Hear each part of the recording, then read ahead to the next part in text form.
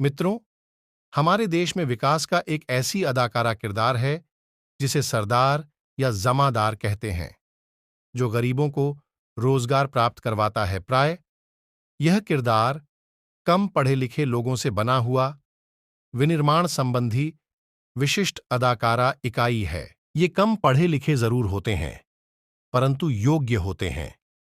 इनको अपने राज्य में उनके अनुरूप रोजगार प्राप्त नहीं होने के कारण अन्य राज्यों में जाकर काम करना पड़ता है। जरूरतमंद लेबर इनके सहारे रोजगार के लिए अन्य राज्यों में जाते हैं, जिनका रोजगार मुहैया कराने के लिए यह किरदार अपनी गारंटी में वहां से गाड़ी किराया के लिए कुछ राशि भट्ठा मालिकों से उधार लाता है और जरूरतमंद लेबर आबादी को दे जाता है। लेकिन वहीं मजदूर आबादी एक विकास के भोला भाला किरदार को धोखाधड़ी में फंसा जाते हैं, क्योंकि विकास की इस विशिष्ट इकाई के पास कोई सरकारी आधार नहीं है।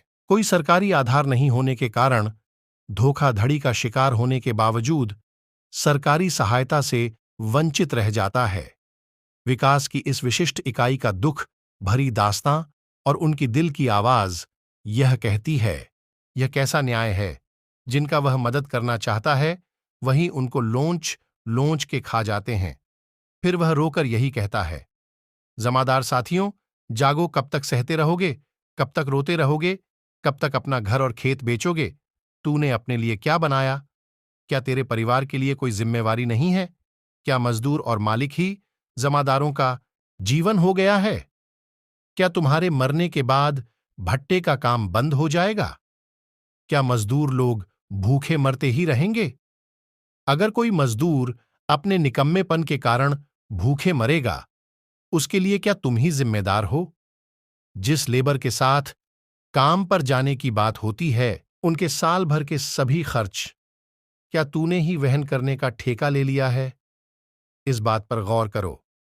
यदि इस बात पर गौर नहीं करोगे तो तुम्हारी रंडी रोना कभी समाप्त नहीं होगा। काम छोड़ा नहीं जा सकता।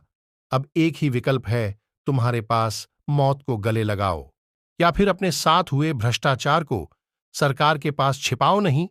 बताओ, सभी मर्ज का कोई न कोई इलाज होता है, कुछ ना कुछ इलाज जरूर निकलेगा। आओ, साथ मिलकर पहल करो, सब एक हो जाओ, सिस्टमैटिक ढंग से अपना काम करो। काम उन्नति के लिए किया जाता है। कोई जमादार मुझे बताएं, उसने क्या उन्नति किया है? किसी ने अपना घर को बेचा है तो किसी ने अचल संपत्ति बेचा है, और इसीलिए भट्ठा मालिक के सामने आज मौजूद है और रोने के लिए कंधा खोज रहे हैं।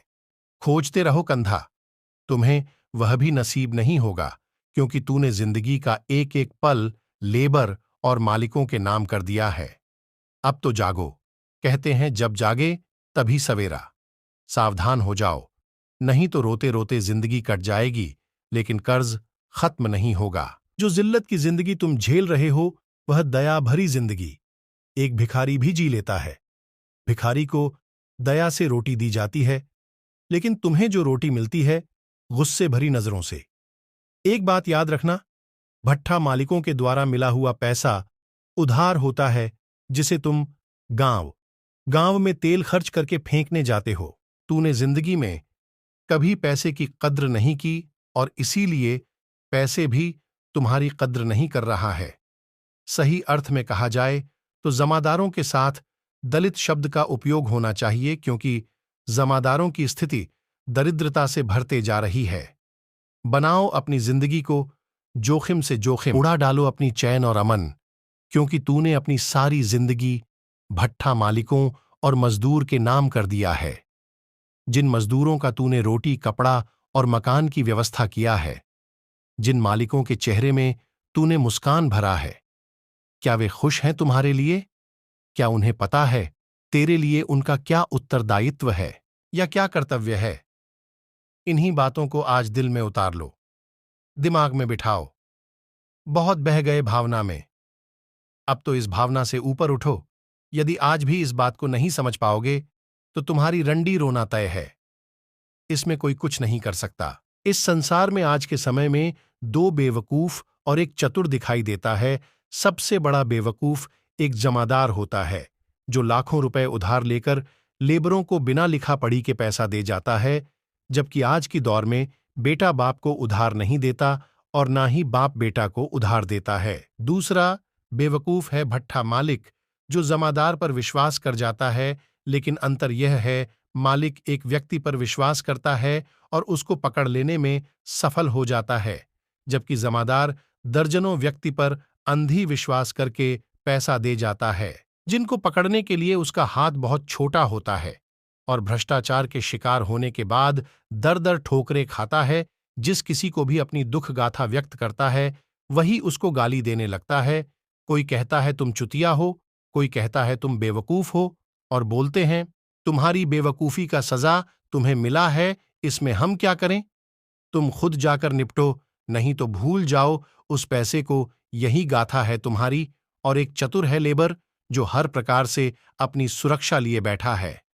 क्या उखाड़ लोगे तुम उसका? तो सावधान हो जाओ। सरकार के साथ साझा करने की कोशिश करो। रास्ते अनेक हैं, पहल करने की जरूरत है। इनको किस लिए पैसा देते हो? वहां ले जाकर इसे क्या काम कराते हो? क्या तुम्हारे काम कराने का कुछ आधार है? यदि तुम्हारे पास कुछ आधार होगा तो इसके लिए सरकार से शिकायत की जा सकती है। अपने लिए कुछ आधार बनाओ, रास्ते खुद ब खुद निकल जाएगी।